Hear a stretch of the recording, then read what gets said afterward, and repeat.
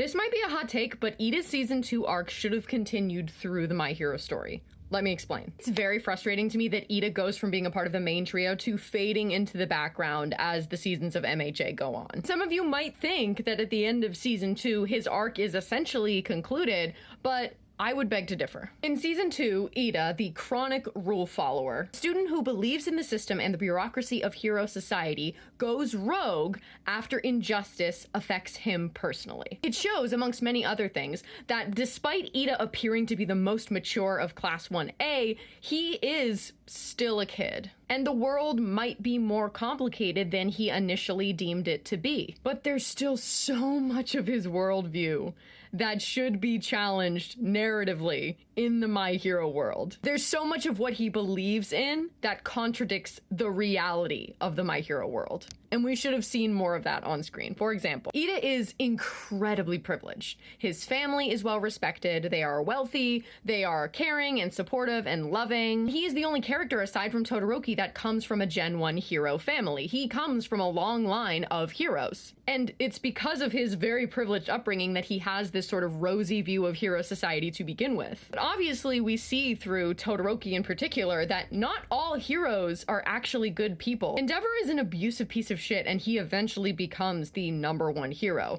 Your ability to participate in hero society and excel in hero society does not equate to goodness. And we never really see Iida reckon with that. If we had an episode where Iida confronts the reality where Endeavor, despite being one of the top heroes in the world, who should represent the ideals that Iida believes in, is actually not a good person, I think that would have been really cool to see, and I think that would have been important for Iida's growth. Maybe we get an episode exclusively focused on Iida and Todoroki, where we get flashbacks of each other's upbringings, and they're able to connect on a deeper level because of that. They learn how different their childhoods were, despite having parents in the same profession and having similar privilege financially and similar resources. Just as Midoriya had to unlearn the propaganda that he was raised with regarding hero society, I feel like we should have had Iida go through that alongside him, because he is arguably the one that drinks the Kool-Aid the most, so to speak. Because Iida's character revolves